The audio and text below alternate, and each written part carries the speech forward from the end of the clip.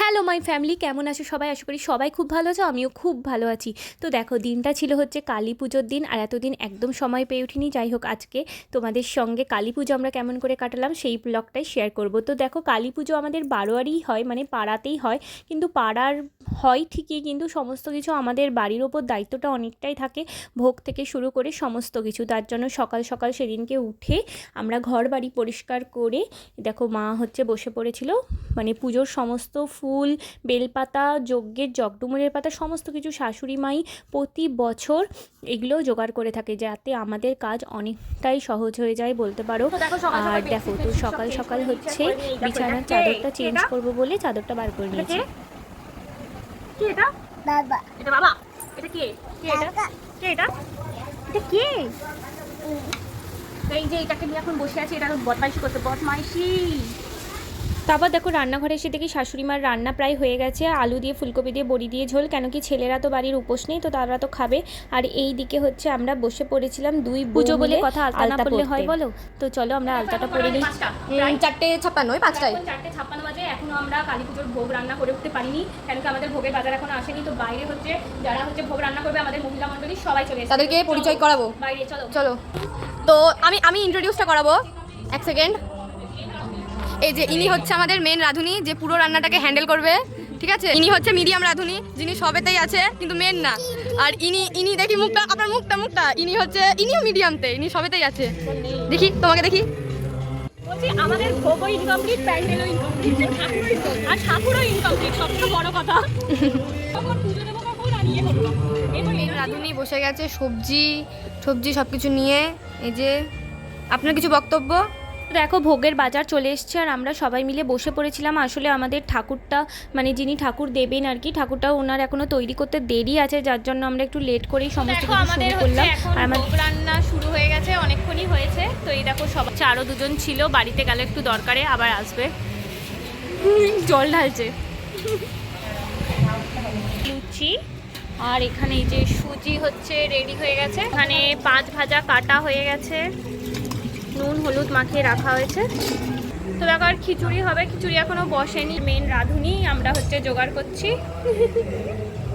এখানে পায়েস হচ্ছে, আর এখানে লুচির তেল বসেছে।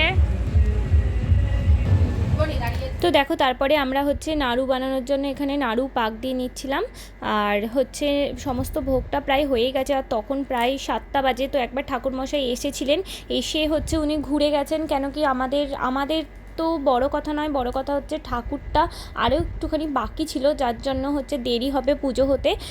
তো তার জন্য উনি ঘুরে গেছেন, এসে উনি বললেন আমি একটু পরে আসছি। আর এদিকে আমি ভোগ থেকে নিয়ে একটু গোপুকে দিতে চলে এসেছিলাম। মায়ের কাছে পুজোর সমস্ত কিছু ওইখানে মণ্ডপে গিয়ে এবার জোগাড় করবো। তো এখানে দেখো, 64টা নৈবেদ্য সাজানো চলছিল। এই 64টা নৈবেদ্য দেখতে যে কি ভালো লাগে। তো চলো, সবাই মিলে সাজিয়ে নিচ্ছিলাম, আর সমস্ত কিছু হয়ে গেছে। এবার যাব হচ্ছে রেডি হতে, শাড়ি পরতে। তো দেখো, আমি একদম শাড়ি পরে সুন্দরভাবে রেডি হয়ে গেছি, আর আমার কেমন লাগছে অবশ্যই কমেন্ট করে বলো, শাড়িটা কেমন লাগছে আর আমাকে এই সাজে কেমন লাগছে, তো অবশ্যই কমেন্ট করে বলো কিন্তু। আর দেখো, পেছনে ঘুন্টু বাবা বসে বসে দেখছে। তো চলো, রেডি হয়ে গেছি, এবার যাব হচ্ছে ঠাকুরের কাছে।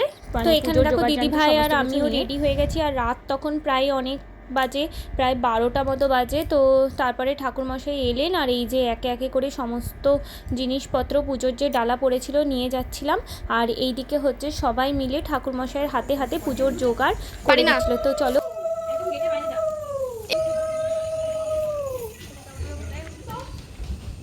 তুমি মুখ লুকিয়ে ঢুকছো কেন?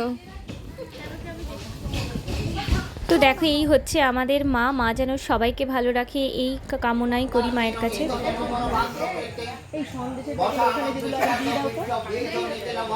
তো দেখো, এখানে ঠাকুরমশাই পুজোতে বসে গেছিলেন, আর আমরা এদিকে 108টা যে প্রদীপ প্রজ্বলন করতে হয় তারই হচ্ছে প্রিপারেশন করছিলাম, প্রদীপগুলোকে সাজিয়ে দিচ্ছিলাম সলতে দিয়ে, তেল দিয়ে।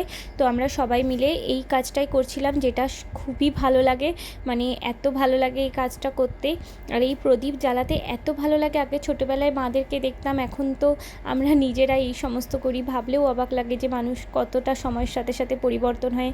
আগে মাদের দেখতাম আর ভাবতাম যে কী করে এসব হবে। তো চলো এদিকে দেখো ঠাকুরমশাই বললেন সবাইকে মিলে প্রদীপ জ্বালিয়ে দিতে, তো আমরা সেই মতোই 108টা প্রদীপ জ্বালিয়ে ঠাকুরের কাছে সমস্ত মনস্কামনা চেয়ে নিয়েছিলাম। উনি যেন সবাইকে ভালো রাখে, সুস্থ রাখে, সবার যেন মঙ্গল হয় এই ঠাকুরের কাছে প্রার্থনা করি। আর এদিকে হচ্ছে যজ্ঞ শুরু হয়ে গেছিলো।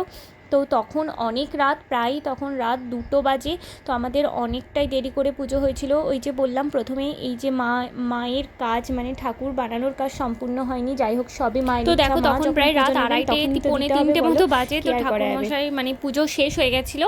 পুজো কমপ্লিট হওয়ার পর আমরা সবাই মিলে একসাথে প্রসাদ বিতরণীতে লেগে গেছিলাম। আর এই দিনটা আমরা খুব মজা করে কাটাই সবাই মিলে একসাথে, খুব মজা লাগে যতই রাত হোক না কেন। হ্যালো দোস্ত।